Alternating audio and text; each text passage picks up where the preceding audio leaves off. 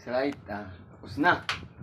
Pwede natin ilagay yung pure gal natin at saka white hats.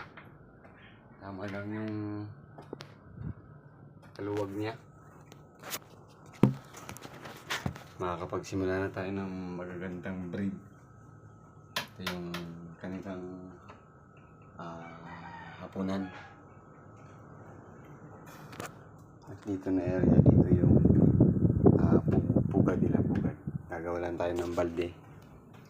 Pati luhuan, Tagalog, Bisayas yun nila.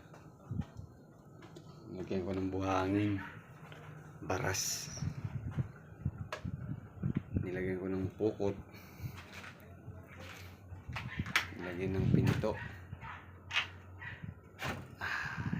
Tapos na tayo.